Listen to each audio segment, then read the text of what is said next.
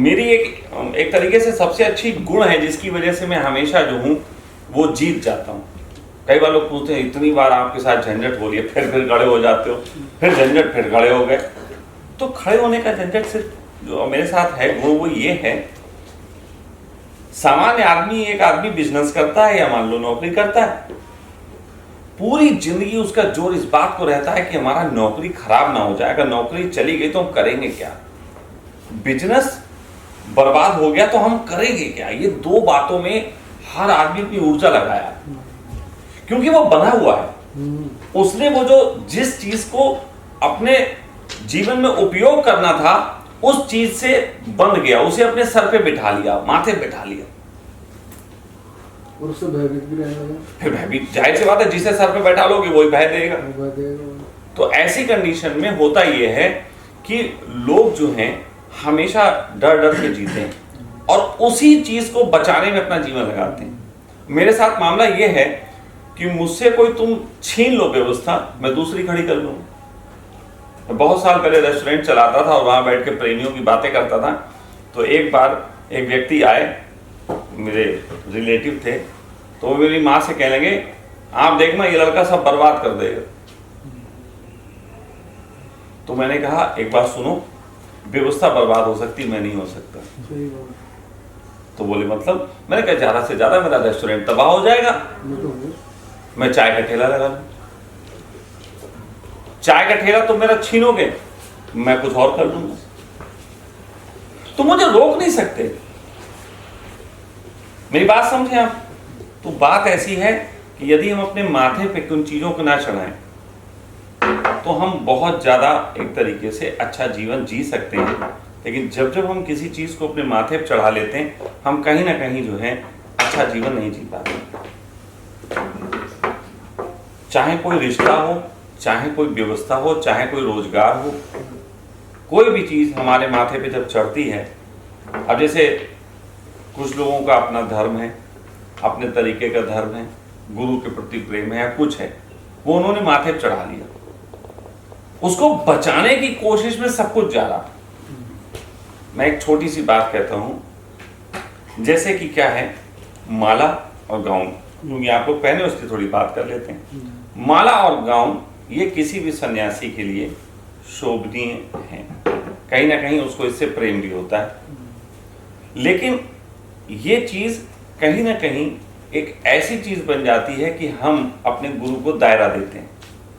कैसे दायरा हुआ मैं बताता हूं। जैसे कि जब माला ओशो ने दी थी तो ओशो ने इस बात का स्पष्ट जो है आदेश दिया था कि मौत भी आ जाए लेकिन उतारनी नहीं। ये लोग पहले के सन्यासी में जानता हूं, नहाते हुए भी पहनते थे, हकते हुए पहनते थे और संभोग करते हुए भी पहनते थे, ऑफिस में भी पहन के जाते थे। नौकरियां चली गई लोगों की लेकिन लड़े। भाई इतने गहरे अगर था तो संदेश था। लेकिन माला पहनने से हम गुरु को प्रेम कर रहे हैं, जब हम केवल ये मानते हैं तो हम संभोग को गलत मानते हैं तो माला उतार देते हैं, लैट्रिन बाथरूम को गलत मानते हैं तो माला उतार देते हैं। हम कहीं शादी ब्याह में कहीं ऐसी जगह जाते हैं जहां लगता है कि इसकी वजह से थोड़ा झंझट होगा तो उतार देते हैं। तो कहीं ना कहीं इससे अच्छी तो बात यह है कि पूरे तरीके से उतार दो और ओशो या अपने गुरु की जो भी देशना है उसको अपने जीवन में इतना उतार लो कि हर जगह वो नजर आए। जैसे मैं तुमने देखा होगा, भले मैं कोई सा विषय बोलूं ओशो का नाम जरूर ले लेता हूं, गालियां दूंगा, प्रेम भी कर दिखाऊंगा, लोग कहते चक्कर क्या, कुछ भी सही, मेरे मुंह से नाम तो सुन रहे हो, मतलब घुमा फिरा के ले जरूर आता हूं, आओ थोड़ी देर के लिए तो आ ही जाओ। तो मतलब मेरे जीवन से, अब जैसे मेरे आस पड़ोसी जानते हैं यो ओशो से जुड़ा हुआ, मेरे शहर में सब जानते हैं यो ओशो। माला पहनने से कुछ नहीं होता। मैं ये नहीं कह रहा हूं ना पहनो, मैं ये कह रहा हूं पहनो तो इतने गहरे संकल्प के साथ कि संभोग के क्षण में भी ना उतरे, कत्ल भी करो तो माला पहन के करो। मुझे अभी भी याद है, बहुत साल पहले मैं एक रेस्टोरेंट जब चलाता था तब मैं माला पहना करता था, ओशो की माला मैं पहनता था उस समय।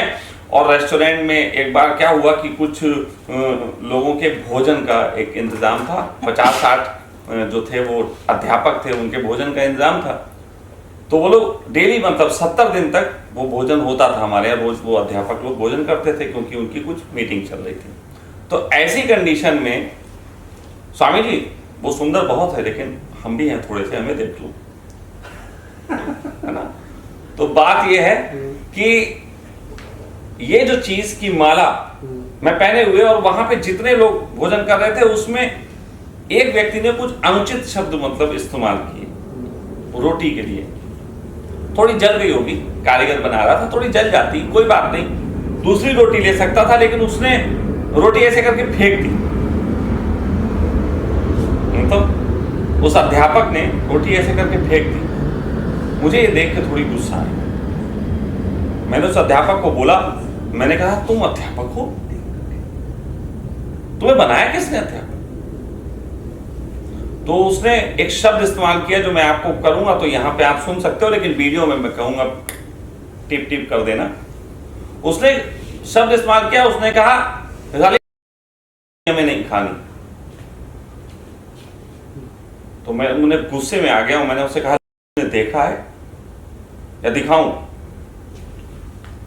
और मैंने कहा ये माला देखती है ना, ये माला मुझे याद दिलाती कि मैं सन्यासी हूं, लेकिन ये माला लंबी क्यों बनी तुझे पता है? तो सब ऐसे देख रहे थे। मैंने कहा ये माला इसलिए लंबी बनी है कि यूं तो मैं अपना सन्यास जो है वो बचा के रखूं, अपनी आत्मा और अपने क्रोध को रोक के रखूं, लेकिन अगर जरूरत पड़े तो ऐसे हाथ डाल के उसके थप्पड़ मारा। मैंने कहा इसलिए बनी लंबी माला। समझ में आई मेरी बात? उन्होंने माला में से मैंने हाथ डाला और मैं पूरा थप्पड़ मारा उसके जोर से। मैंने कहा इसलिए बनी लंबी माला कि मैं आनंद की बात करूंगा लेकिन बदतमीजी दिखाने पे मैं गर्दन भी काट दूंगा। बहुत अजीब सा लगेगा कि ये क्या ढंग है, लेकिन यही ढंग कम से कम आज के जीवन शैली में उचित है। होता क्या है, हम सब कई तरीके की बातें अपने दिमाग पे बैठा के चलते हैं। जैसे हम सबको पता है एक सतयुग होता है, एक द्वापर और एक कलयुग होता है ना, इस तरीके के युग होते हैं, युग होते हैं ना। अब ये युग कौन सा चल रहा है? कलयुग। अब इस कलयुग में सतयुग की अगर हमने कुछ बातें सुनी हो और सतयुग की बातों में उस समय के लोगों के कुछ नियम सुने हो तो वो इस कलयुग में काम नहीं करेंगे, क्योंकि युग बदल गया। इसे बोलते हैं देशकाल परिस्थिति। आज की परिस्थिति में क्या आप महावीर जैसे सन्यासी हो सकते हैं? नग्न घूमे, हर जगह नग्न जा रहे हैं, हो सकते हैं? बताएं। मैं आपको सच बताऊं, महावीर को तो पता नहीं कैसे लोगों ने छोड़ दिया। आज की तारीख में महावीर होकर देखो, ईंटे पत्थर पड़ जाएंगे 1 किलोमीटर के अंदर। तो महावीर जैसी चीज नहीं चल सकती आज की तारीख में। फिर आज की तारीख में बुद्ध की तरह भिक्षान देही की बात करना चल जाएगा? आप ऐसे भिक्षा लेके भिक्षान देही चलेगा? तो आज की तारीख में आपको रोजगार भी करना पड़ेगा। आज की तारीख में आपको अपने आय के साधन भी ढूंढने पड़ेंगे। आज की तारीख में आपको अपने ढंग से अपने जीवन को जीते हुए ऐसा समय निकालना पड़ेगा जिसमें आपका अध्यात्म भी चले। और क्योंकि हम सब समाज के हिस्से हैं, समाज से कटे तो नहीं हैं। समाज पहले तो मैं कुछ मानता नहीं, उसके बावजूद मैं कहूंगा कि समाज लोग तो हैं ना चारों तरफ, उनके साथ तो हमारे संबंध हैं। दुकान पे लेने जाओगे सामान तो पैसे देने पड़ते हैं, ये समाज है। किसी के घर में घुसो कुंडी बजानी पड़ती है, ये समाज है। किसी बड़े को देखो थोड़ा प्रणाम अंदर से करना पड़ता है, ये समाज है। समाज और कुछ नहीं है। समाज उन छोटे छोटे नियमों में है जो भीड़ में लोगों को सुविधा प्रदान करने के लिए बनाए गए। जैसे अपने अपने हाथ पे गाड़ी चलाना, यानी कि हिंदुस्तान में अगर है लेफ्ट साइड में गाड़ी चलाना, ये समाज है। हम लोग यहां बैठे हैं कपड़े पहन के बैठना, ये समाज है। और इसी समाज में ये भी है कि किसी को इतना अभद्र तरीके से ना देखो कि उसे बुरा लग जाए। जैसे नियम बन गए कि कोई महिला सड़क पे जाती है दिल्ली में, उन्होंने कहा बड़ा घूर के किसी ने देखा तो उस बात पे केस हो सकता है। महिला कह सकती है इसने मुझे घूर के देखा, ये समाज है। तो बात ऐसी है कि हम जिस युग में हैं, इस युग में जीवन जीने की शैलियां क्या हों, इस पे भी चर्चा होनी बहुत जरूरी है। ओशो ने जब कहा जोरबा द बुद्धा, लोग समझे नहीं। मैं कई बार कहता हूं जोरबा द बुद्धा ओशो की सबसे प्यारी देशना है, जो सबसे कम समझी गई। सबसे गहरी देशना जोरबा द बुद्धा सबसे कम समझी गई। और जोरबा द बुद्धा होना है तो आपको एक ऐसे तरीके का व्यक्ति होना पड़ेगा जो हमेशा सन्यास की नजर में संदेह के दायरे में रहेगा। आप मेरी बात समझो। देखो, एक सन्यासी आनंदित है या नहीं, ये कौन तय करेगा? वो खुद ही करेगा। वो खुद ही तय करेगा। और ज्यादातर सन्यासियों के बीच में सन्यास की एक धारणा है कि सन्यासी ऐसा होता है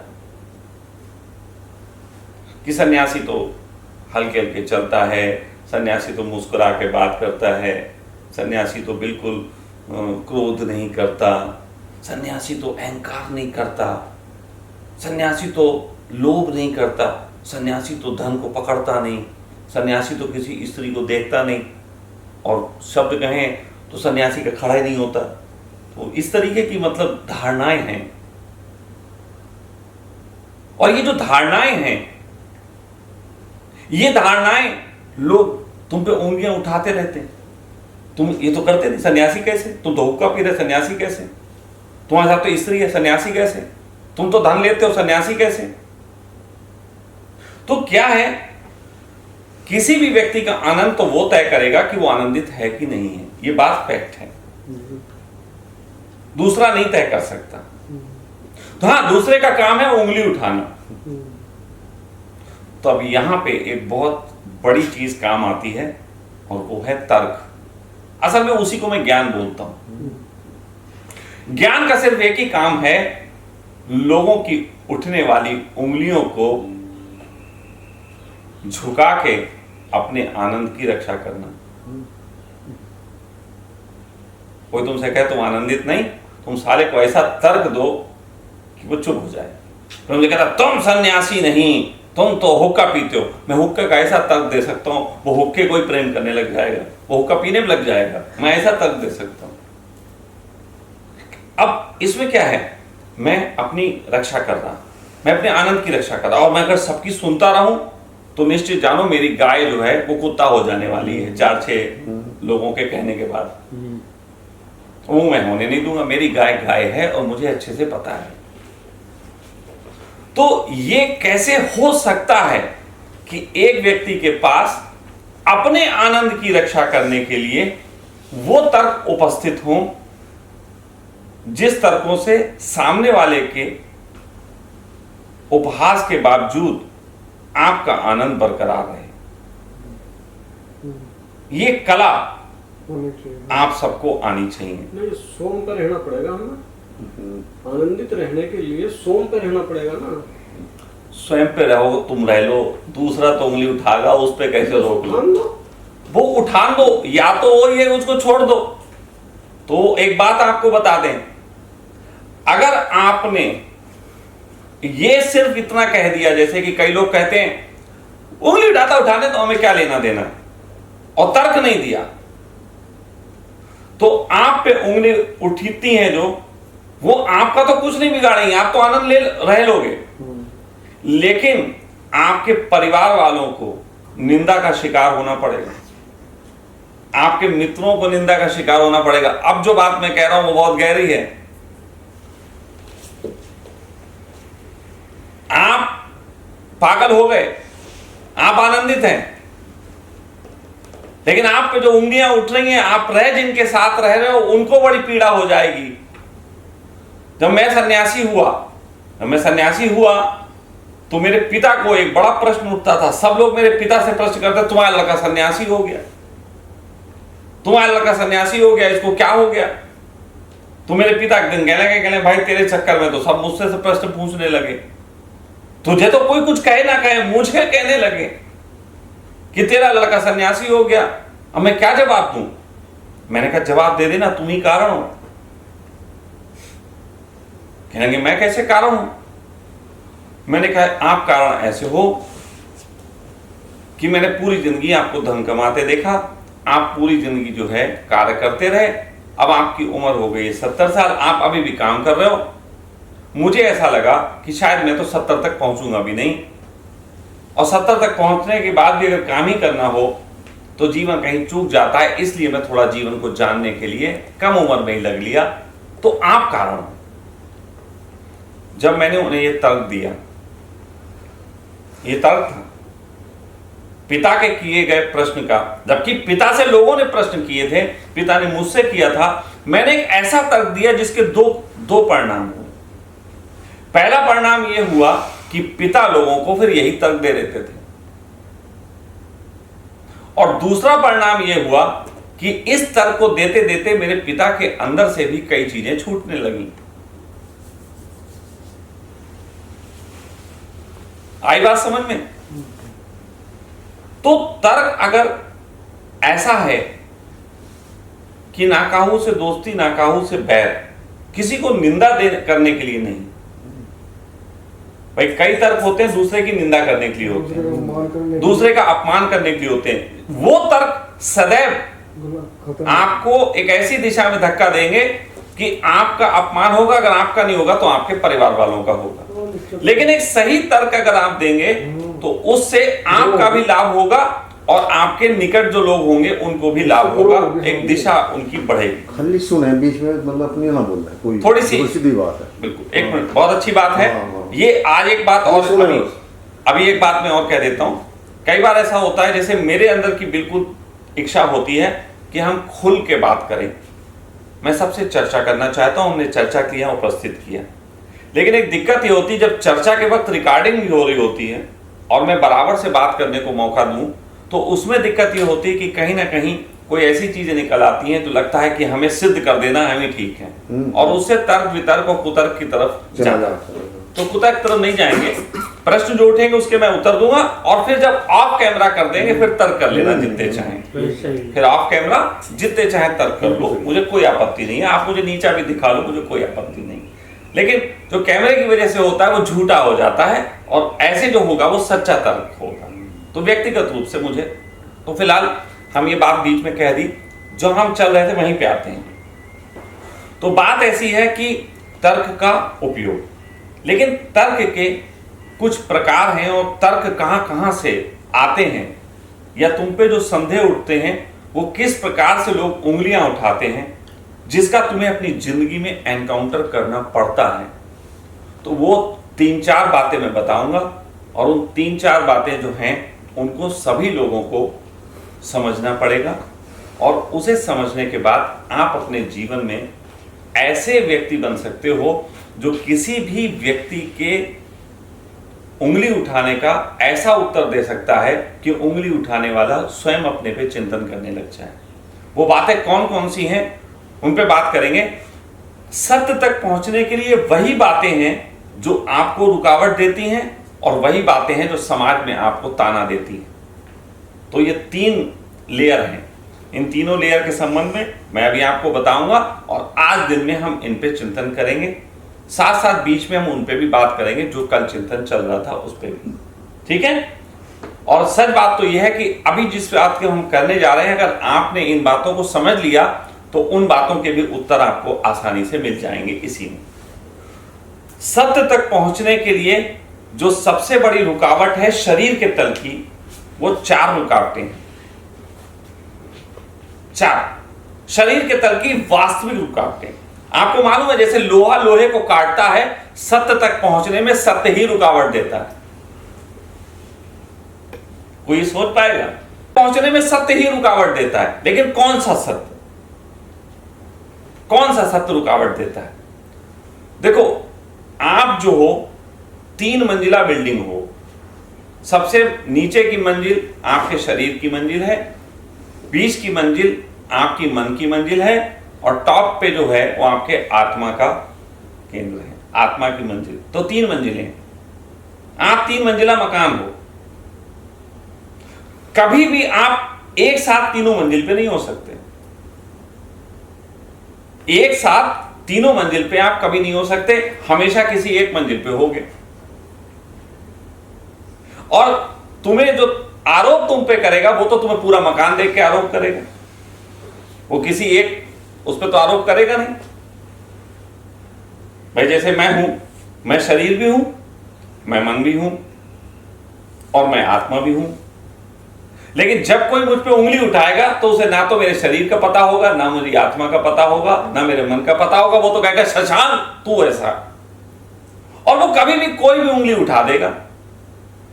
और मैं अगर उस तल पे नहीं हूं तो उसे आंसर देना फिर मुश्किल है। वो तल होते हैं, सबसे पहले शरीर का तल है जिसकी 4 रुकावटें हैं, और वो सत्य हैं।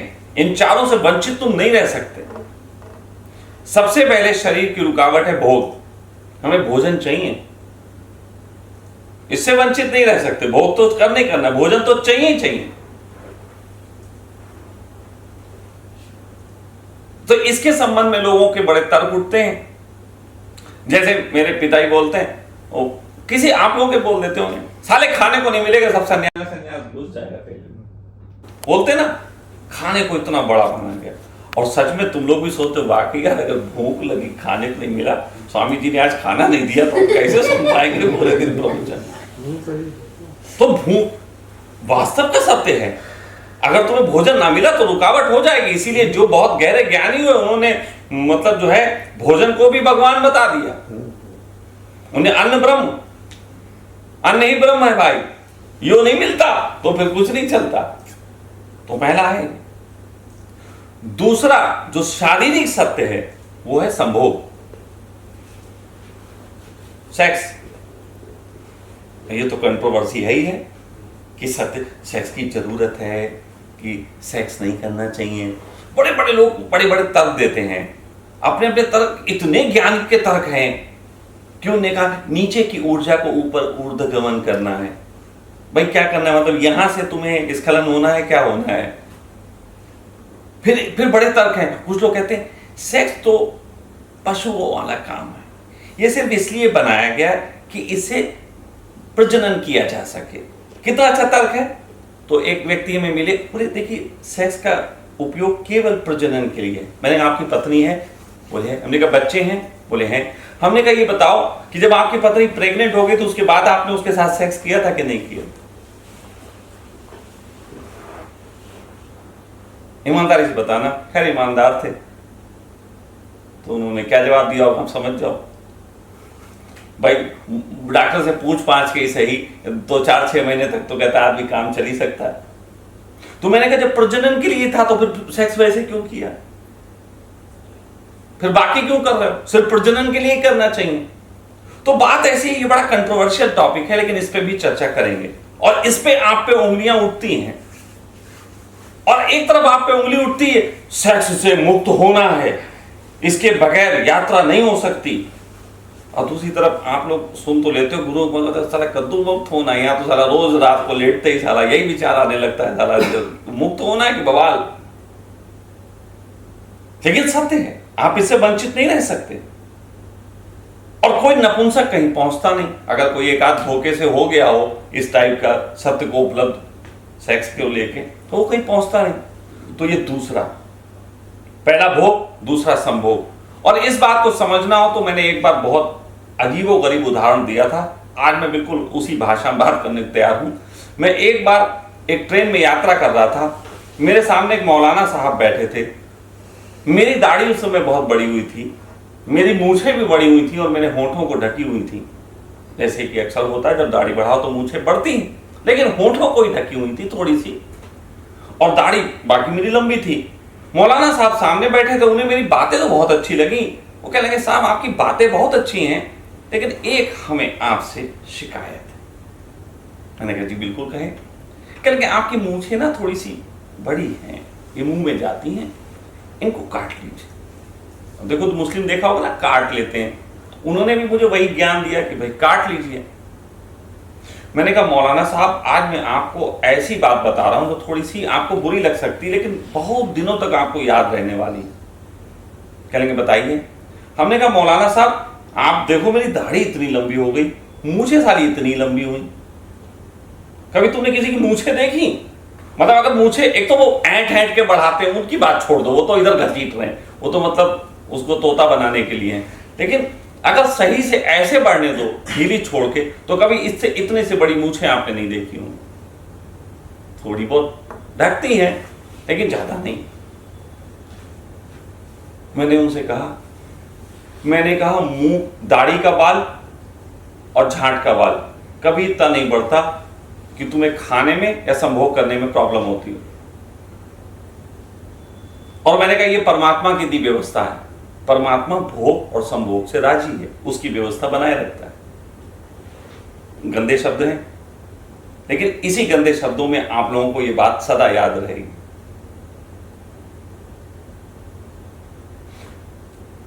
तो दो चीजें जिससे परमात्मा भी राजी है, भोग और संभोग, और दो चीजें ऐसी जो परमात्मा ने नहीं बनाई थी लेकिन तुम्हारे जगत में बनी, लेकिन वो भी बहुत मस्त हैं। मस्त आज के युग में, आज का युग मतलब कलयुग के युग में एक और आप पे उंगली उठती है और वो आपको सच्ची भी लगेगी, और वो है रोजगार। मतलब धन का साधन, आय का साधन। आय का साधन आपको बनाना पड़ता है। भाई आप सन्यासी भी हो जाएं, 2-4 बार आप भीख मांग के खा सकते हैं, उससे आत्मा मरेगी। और आप सोचते रहोगे यार अब भिखारी भी तो पैसा मांग रहा है, रोजगारी तो कर रहा है, रोजगारी तो कर रहा है। तो कहीं ना कहीं रोजगार एक ऐसी चीज है जो परमात्मा ने नहीं बनाया, लेकिन आपकी सोसाइटी में इतना गहरे बने हुए और आपके अंदर इतने गहरी जड़ में इसकी बैठी हुई बात है कि आपको इसके संबंध में सोचना पड़ेगा। और इस पे भी उंगली उठती है, कुछ करता नहीं है, हरामखोर हो गया, ये उठती है, बहुत उंगलियां उठती हैं, और इस उंगली को एनकाउंटर करना पड़ता है। चौथा, शरीर के तल की जो बात है वो अपने आप में समाज है। आप कितना ही इनकार करो कि समाज नहीं होता, मैं समाज को नहीं मानता, लेकिन समाज तुम्हें दिन रात छेड़ेगा, दिन रात वो छेड़ेगा ही छेड़ेगा।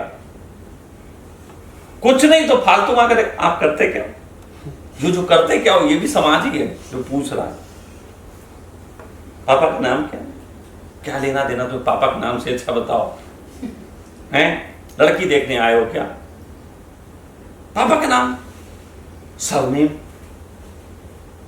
ये जो बातें ये समाज हैं, और ये तुम्हें चलते फिरते रोज कहीं ना कहीं छेड़ रही हैं, रोज। अच्छा ओशो सन्यासी हो, अब मतलब कोई ना कोई तो तमगा चाहिए, कोई ना कोई तो आप पे आरोपण के, अच्छा सखा, अच्छा ये करते हो, अच्छा ऐसे रहते हो, अच्छा जी आप तो जी पार्टी में आते ही नहीं। तो ये सारी बातें समाज हैं। तो शरीर के तल पे ये 4 रुकावटें मैंने पाई, और इन 4 रुकावटों के संबंध में अगर आपके पास अच्छे तर्क उपलब्ध हैं, वही तर्क आज मैं आपको सिखाऊंगा। अगर आपके पास 4 बातों में अच्छे तर्क उपलब्ध हैं तो दुनिया में आप अपने रिश्तेदारों को भी चुप करा सकते हैं और अपने गैर रिश्तेदार लोगों को भी चुप करा सकते हैं, और इससे आपका आनंद बना रहता है। मैं इसीलिए सिखा रहा हूं, मैं और किसी वजह से नहीं सिखाऊंगा, मैं किसी को नीचा दिखाने के लिए नहीं सिखाने वाला। मैं ऐसे तर्कों की बात करूंगा जिससे उनके जीवन में भी सुधार हो। जैसे कबीर कहते थे, ऐसी वाणी बोलिए मन का आपा खोए, औरन को शीतल करे आपहु शीतल होए। मैं आज वही बातें करने वाला हूं कि कैसे होगा। तो शरीर के तल पे ये 4 बातें रहेंगी जिनकी चर्चा हम आज करेंगे। मन के तल पे 3 बातें हैं। मन के तल पे 3 चीजें हैं जो बहुत इंसान को पकड़ती हैं, और तीनों चीजों के संबंध में शॉर्ट में बोल दूंगा, ज्यादा लंबा नहीं। पहला अहंकार। अहंकार को लेके बड़ी चर्चा होती, तुम्हारा अहंकार गिरा कि नहीं गिरा, तुम अभी अहंकारी हो। हमसे लोग कह देते तुम बहुत अहंकारी हो, मैं भी तर्क दे देता हूं, आई लव माई ईगो, उखेड़ लो, मुझे मेरे अहंकार से प्रेम है। तुम क्या कर दूं, मेरा जबरदस्ती गिराओगे? नहीं गिराना, मुझे तकलीफ नहीं दे रहा, जो तकलीफ नहीं दे रहा उसे गिराना क्यों? कहने का मतलब यह है, अहंकार एक ऐसा शब्द है जो धार्मिक जगत में लोगों को बड़ी पीड़ा पहुंचाता है, और है सब में। ये बड़े मजे की बात, अहंकार के बगैर तो कोई सन्यासी भी नहीं हो सकता। अहंकार यात्रा कराता है, अहंकार के बगैर तो तुम 2 कदम नहीं चल सकते। मेरी बात सुनना भी अहंकार है, और मेरी बात सुन के बोलना भी अहंकार है, और अपनी बात कह देना भी अहंकार, सब अहंकार है। मैं भी इस समय बैठ के यहां पे अहंकार का ही प्रदर्शन कर रहा हूं। बस ये है कि मैं आगे चल के बताऊंगा कि इसके भी कैसे तर्क होते हैं जो दिए जाते हैं, और कैसे बचा जाता है। डिफरेंट तरीके से अटैक लोग करते हैं अहंकार पर। दूसरी चीज है भय। मन के तल पे फियर एक बहुत बड़ी प्रॉब्लम है, एंजाइटी एक बहुत बड़ी प्रॉब्लम है, और एंजाइटी डिफरेंट काइंड ऑफ है। बहुत तरीके की एंजाइटीज हैं, लेकिन सभी एक ही कारण होते हैं, तो उस पर भी चर्चा करेंगे। तीसरी चीज मन के तल पे होती है मोह। ये बड़ी मतलब ऐसी चीज है जिसको अक्सर प्रेम का नाम दिया गया है, तो मोह नाम प्रेम है, और ऐसा सत्यानाश होता है कि पूछो मत। मन के तल पे ये चीज बहुत ज्यादा जो है वो हमें परेशानी का विषय बनती है। जैसे पति पत्नी के बीच संबंध कलेश का कारण है, लेकिन अगर दुनिया बात कह दे भाई तुम्हें पति पत्नियों के बीच में क्या हो गया, प्यार यार खत्म हो रहा है, क्या हो रहा है, तो वो सुन के उसे लगता है कि वो जो मोह है वो असल में प्यार है, और उस प्यार की रक्षा करनी है, और उस प्यार की रक्षा करने के चक्कर में वो ऐसा साज श्रृंगार करता है कि पूरी जिंदगी एक जो है वो नफरत का भंडार हो जाती है, नफरत का ढेर हो जाती है, और उसमें बैठा रहता है पूरी जिंदगी। तो मोह एक बहुत मतलब गड़बड़ चीज है, और मन के तल पे हम सब उससे गुजरते हैं। 3 चीजों से हम सब गुजरते हैं। किसी ना किसी प्रकार का भय होता है, किसी ना किसी प्रकार का मोह होता है, और किसी ना किसी प्रकार का अहंकार होता है। 3 चीजें मन के तल पे सबके अंदर मौजूद हैं, इससे वंचित नहीं है कोई।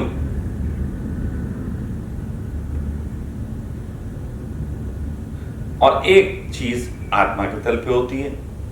आत्मा के तल पे जैसे ही मैं बात कहने बैठूंगा कि आत्मा के तल पे भी एक रुकावट होती है, सत्य ही है। आत्मा के तल पे भी एक ऐसा सत्य है जो तुम्हें आत्मिक सत्य तक नहीं पहुंचने देता, या ऐसा कहो आत्मिक तल का एक ऐसा सत्य है जो तुम्हें परमात्मा के सत्य तक नहीं पहुंचने देता। और वो सत्य जब मैं कहूंगा या मैं ऐसी बोल रहा हूं तो बहुत से लोग जो सुन रहे होंगे वो एकदम ये सोचेंगे आत्मा के भी कोई रुकावट होती, आत्मा तो निष्कंप होती है, आत्मा तो अछूती होती है सब चीज से, आत्मा को तो कोई झंझट नहीं होता। ऐसा नहीं है। आत्मा को एक चीज से सबसे ज्यादा झंझट होता है, और वो सत्य है। आत्मा का एक सत्य जो तुम्हें परमात्मा तक पहुंचने से रोकता है वो है सत्य और झूठ में चुनाव करते रहना। ये सत्य ये झूठ, ये सत्य ये झूठ, ये सत्य ये झूठ। और बिल्कुल सही है, आप अपने हिसाब से जो कह रहे हो वो सत्य है, और आपको अपने हिसाब से कुछ चीजें हैं जो झूठ लग रही है, और ये हर व्यक्ति को है। और ये परमात्मा के जगत में प्रवेश के लिए अंतिम रुकावट है, अंतिम। तो एक सन्यासी के जीवन में मैंने बताया 3 तरीके की रुकावटें, शरीर के तल की, मन के तल की, आत्मा के तल की। शरीर के तल की 4 रुकावटें हैं, भोग, संभोग, समाज और आपका रोजगार। मन के तल की 3 रुकावटें हैं, जिसमें अहंकार है, जिसमें आपका भय है, जिसमें मोह है, और आत्मा तल की एक रुकावट है कि सत्य और झूठ में चुनाव करते रहना, सत्य और झूठ को फिल्टर करते रहना, अलग अलग देखते रहना। तो आज हम इसी पे चर्चा करेंगे, और मैं चाहूंगा कि जो भी चर्चा हो उसमें पूरी गंभीरता के साथ आप प्रवेश करें। बहुत संभव ये भी है कि आप लोग इस समय का इस्तेमाल एक दूसरे का फ़ोन नंबर लेने में और उसकी ज़िंदगी में झांकने में और आगे चल के उससे रिलेशन बना के और जीवन को बेहतर करने में करो। और यही समय हो सकता है कि आप इन चिंतनों को और गहरा बनाओ।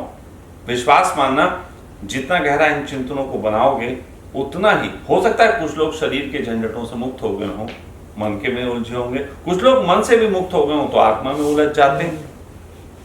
तो ये सब चीजें होती हैं।